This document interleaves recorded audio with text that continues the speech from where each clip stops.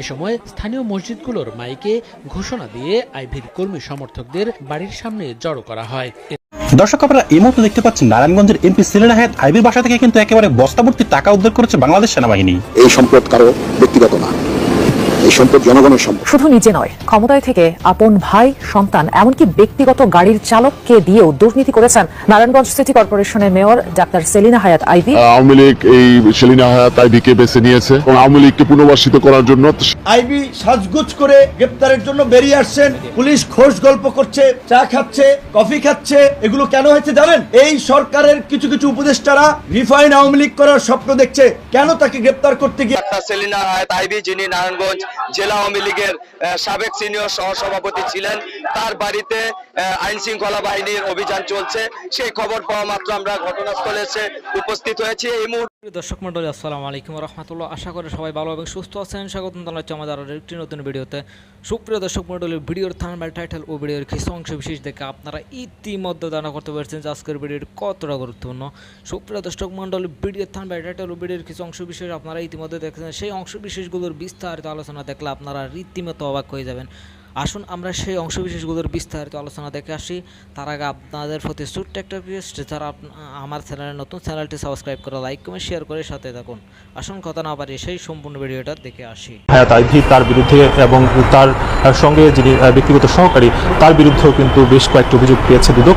সেই অভিযোগের প্রেক্ষিতেই তারা কিন্তু অনুসন্ধান শুরু করেছে। এখন পর্যন্ত তার বিরুদ্ধে যে ধরনের অভিযোগ পাওয়া যাচ্ছে যে নারায়ণগঞ্জ সিটি কর্পোরেশনের মধ্যে যে রেলওয়ের প্রায় 18 একর জায়গা সেটা কিন্তু অবৈধভাবে দখল করেছেন এবং বেশ কিছু ফ্ল্যাট, মার্কেট সহ বেশ কিছু জায়গা কিন্তু তিনি দখল করেছেন। এবং সেই নারায়ণগঞ্জে কিন্তু যেই সিএনজি কিংবা সিএনজি স্টেশনগুলো রয়েছে সেখান থেকেও কিন্তু অবৈধভাবে নানা ধরনের ভয়ভীতি দেখে কিন্তু টাকা আদায় করা হয়েছে বলে বেশ কিছু অভিযোগ কিন্তু ইতিমধ্যে দুদক পেয়েছে, যার ফলে কিন্তু প্রকাশ্যে যে অনুসন্ধান সেটা কিন্তু ইতিমধ্যে দুদক শুরু করেছে। একটু জানিয়ে রাখতে চাই যে শুধু সেলিনা হায়াৎ আইভী নয়, তার সঙ্গে তার যিনি ব্যক্তিগত সহকারী, যিনি নিয়োগপ্রাপ্ত ছিলেন আরিফ হোসেন, তাকে বাদ দিয়ে কিন্তু নতুন করে আরও একজন তিনি আবুল হোসেন নামে একজনকে নিয়োগ দিয়েছিলেন এবং আবুল হোসেন এবং সেলিনা হায়াৎ আইভী মিলে কিন্তু এই যে দুর্নীতিগুলো সেগুলো কিন্তু প্রমাণ পেয়েছে দুদক, যে দুর্নীতিগুলো সেগুলো কিন্তু পাওয়া যাচ্ছে। ফলে দুদক কিন্তু ইতিমধ্যে এই যে সাংসদ এবং মেয়র যারা রয়েছেন তাদের বিরুদ্ধে কিন্তু প্রকাশ্যে যেই অনুসন্ধান সেটা কিন্তু ইতিমধ্যে দুদক শুরু করেছে। এবং আমরা দুদকের সঙ্গে কথা বলে জেনেছি যে অন্যান্য যে মামলাগুলো রয়েছে ইতিমধ্যে হয়েছে সেগুলোর ব্যাপারেও দুদক আসলে তোড়জোড় করে সেই অনুসন্ধানগুলো শুরু করে। অনেকদিন পরে হলেও নারায়ণগঞ্জে গতকালকে নারায়ণগঞ্জের প্রশাসন একজন মহিলাকে গ্রেপ্তার করেছেন, যিনি বিগত সরকারের আমলে নারায়ণগঞ্জের সিটি কর্পোরেশনের মেয়র নির্বাচিত হয়েছিল। মূলত বামপন্থী আন্দোলনের সাথে ওনার পরিচিতি বেশি ছিল। তারপরে উনি ওইটার চাইতে পরবর্তী সময়ে উনি আওয়ামী লীগের রাজনীতিতে সম্পৃক্ত হয়েছেন। সবশেষে গতকালকে উনি উদ্ধত্তপূর্ণ আচরণ করেছেন। আমি এটা মনে করি যে আমাদের যে প্রশাসন তাকে স্পেসটা তৈরি করে দিয়েছে এই উদ্ধত্ত প্রকাশ করার জন্য। উনি এই সময়েও যে স্লোগান দিয়েছেন, এই স্লোগান শুধু নারায়ণগঞ্জ না, বাংলাদেশে কোথাও চলে না। এটা অচল স্লোগান, এটা একটা মানে অপরিচিত স্লোগানকে উনি নতুন করে বাংলাদেশে পরিচিত করার জন্য চেষ্টা করেছেন। এটা বাংলাদেশের সকল মানুষের জন্য দুঃখজনক আর ওইটা অধ্যত্বপূর্ণ আচরণ। উনি মূলত আভ্যন্তরীণ নিজেদের মধ্যে বিরোধ থাকার কারণে উনি নিজেদের আভ্যন্তরীণ দ্বন্দ্ব, সেটা হলো ওসমান পরিবারের সাথে ওনাদের পরিবারের সমস্যা ছিল বহুদিন আগের থেকেই, সেটা এখনও আছে, আগেও ছিল, এটা মুছে যাওয়ার মতো না। উনি হলো এই নারায়ণগঞ্জের রাস্তাঘাটের কথা মানুষ বলে একটা রাস্তা নারায়ণগঞ্জে পাওয়া যাবে না যে জায়গায় উনি কোনো হাত দিয়েছেন নারায়ণগঞ্জের। ওই পারে গিয়ে উনি কিছু রাস্তাঘাট করেছেন যেখানে কোনো রাস্তাঘাট ছিল না। এটা একটা অপচয়ের মতো। যেই কাজ করা দরকার ছিল নারায়ণগঞ্জে মানুষেরা চলাফেরা করতে পারে না। এখন কোনো নিচ দিয়ে উপর দিয়ে কোনো রাস্তাঘাট নাই, মানুষের রাস্তায় চলতে যানজট পদা হচ্ছে, ট্রেন চলাচল করতে পারছে না, ট্রেনের জন্য কোনো ব্যবস্থা করেন, কোনো কিছুই করেন নাই। বড় উল্টা কাজ করেছেন কি, যে পানির যে ব্যবস্থাটা এটা যতক্ষণ আপনার ওয়াসার কাছে ছিল কিছুটা তো ভালো ছিল, কিন্তু উনি এটাকে জোর করে এই সিরিকোনা নেওয়ার কারণে মানুষের দুর্ভোগ আরো অনেক বেড়েছিল। এখন যে অবস্থা হয়েছে, এই ওয়াসার পানি দিয়ে এখন অজু গোসল কিছুই করা যায় না, আর খাওয়ার কোনো হচ্ছে নেই। নারায়ণগঞ্জ শহরে মানুষ এখন খাওয়ার পানির জন্য হাহাকার করছে। নারায়ণগঞ্জ পানির শহরে কোনো খাওয়ার পানি পাওয়া যাচ্ছে না। এই দুর্ভোগ উনি পয়দা করে গেছেন, সৃষ্টি করে গেছেন। আর কি করেছেন, এই শীতলক্ষা নদী, বুড়িগঙ্গা নদী এবং ধলেশ্বরী নদী, এই সকল নদীকে উনি নষ্ট করে ফেলেছেন।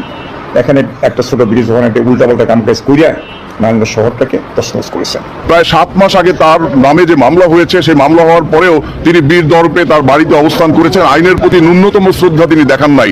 যদি আইনের প্রতি শ্রদ্ধা দেখাতেন, তিনি আদালতে আত্মসমর্পণ করতেন এবং আইনকে মোকাবেলা করতেন। আমরা কিন্তু যখন আমাদের ন্যায্য দাবির পক্ষে রাজপথে ছিলাম, তখন পুলিশ আমাদের উপরে অমানবিক আচরণ করে আমাদেরকে গ্রেপ্তার করেছে, লাঠিপেটা করেছে বা অন্যান্যভাবে আঘাত করেছে। উনি ইচ্ছা করে উনি ভেবেছে, উনি সারা নারায়ণগঞ্জের এরকম একটি ভাবে নিয়েছিল যে উনি ভাবছিল যে ওনাকে টাচ করার মতো কেউ নেই। তবে আমাদের দল প্লাস প্রশাসন এতদিন দেখে ওকে সম্মান দেখাইছে যাতে উনি যাতে সারেন্ডার করে। অনেক চেষ্টা করেছে মানুষজন যাতে উস্কানির মাধ্যমে তাকে যাতে কোনো প্রকার কোনো হিটের মাধ্যমে যাতে কিছু করে, যাতে এইটা দেখিয়ে সে একটা মানুষকে সে সিম্পিতি পায়। কারণ এরকম একজন পলিটিশিয়ান যিনি এখন পর্যন্ত আমি বলবো ওনার লাইফে উনি যা কিছু করেছে উনি মানুষের সিম্পিতি দিয়ে উনি আজকে মেয়র হয়েছে। বিগত 15 বছরে আওয়ামী লীগ যখন ছিল, জামায়াত অথবা বিএনপি অন্যান্য বিরোধী মতের লোকদের গ্রেপ্তার করার সময় তাদের ওয়ারেন্টেরও কোনো প্রয়োজন নাই, মামলারও কোনো প্রয়োজন নাই। তারা আওয়ামী বিরোধী মতের লোক, এটাই যথেষ্ট ছিল। এবং পুলিশ সে সময়ের যে সরকারি পেটুয়া বাহিনী ছিল, হ্যাঁ, যারা একেবারে নির্লজ্জভাবে দলীয় লোকের মতো ভূমিকা রেখেছে, তারা ঘরবাড়ি ভেঙে দরজা জানলা ভেঙে তারা কিন্তু বিরোধী মতের নেতা কর্মীদেরকে টেনে হেসড়ে তার সন্তান, মা, স্ত্রীর সামনে অত্যন্ত অপমানজনকভাবে তারা কিন্তু থানা কাস্টডিতে নিয়েছে এবং অন্যায়ভাবে রিমান্ড দিয়েছে। আমরা এগুলো দেখেছি। কিন্তু আমরা দেখলাম যে 24-এর এই গণহত্যার সাথে সরাসরি জড়িত এবং কয়েকটি ভিডিও ভাইরাল হয়েছে, আপনারা দেখেছেন, যেখানে দেখা গিয়েছে সুস্পষ্টভাবে স্বরাষ্ট্রমন্ত্রীর উপস্থিতিতে পুলিশকে চাপ দিচ্ছে যে কেন দমন করা হচ্ছে না। অর্থাৎ বলতে গেলে তিনি সুনির্দিষ্টভাবে, সুস্পষ্টভাবে এই জুলাইয়ের ছাত্র জনতা তার নির্দেশদাতা হিসেবে এবং তার সাথে জড়িত হিসেবে ওনার 5টি মামলা কিন্তু ইতিমধ্যে হয়েছে। তিনি হচ্ছেন একজন আসামি, তার হাতে তো বেরিয়ে পড়ানো হয়নি। তার চাইতে বড় বিষয় হলো যে সে গ্রেপ্তার হওয়ার আগে প্রেস ব্রিফিং করে সে গ্রেপ্তার হওয়া, এটা কোন ধরনের বিষয়? নারায়ণগঞ্জে আওয়ামী লীগ এই সেলিনা হায়াৎ আইভীকে বেছে নিয়েছে। আপনারা দেখেছেন 15 আগস্ট কিন্তু গত বছর উনি শেখ মুজিবের প্রতিকৃতিতে ফুল দিয়ে একটা আওয়ামী লীগের জানান দেওয়ার জন্য যে চেষ্টা করেছে। গত পরশুদিন তাকে গ্রেপ্তার করতে যেই একটা নাটক করছে এবং সে একটা সিন ক্রিয়েট করার চেষ্টা করেছিল। কিন্তু প্রশাসন বা পুলিশ বা আইন শৃঙ্খলা বাহিনীকে আমি ধন্যবাদ জানাই যে তারা অনেক বিচক্ষণতা পরিচয় দিয়েছে। আইভীর সমর্থক এবং আইভীর কোনো কাজে তারা পা দেয় নাই। তারা ওই জায়গায় শক্তি প্রয়োগ না করে নিজেদের ধৈর্য ধরে তারা এই গ্রেপ্তারটি করতে সমর্থ হয়েছে। আপনার সেলিনা হায়াৎ আইভী একজন মেয়র, একজন শিক্ষিত লোক, অথচ সে তার বিরুদ্ধে গত 6-7 মাস হয়েছে তার বিরুদ্ধে কয়েকটি বৈষম্য বিরোধী মামলা হয়েছে। তো মামলা হওয়ার পরে সেই মামলায় তো উনি যদি হয়তো উনি উচ্চ আদালত থেকে জামিন নেবে বা আদালতে আত্মসমর্পণ করবে অথবা পুলিশের কাছে আত্মসমর্পণ করবে, অথচ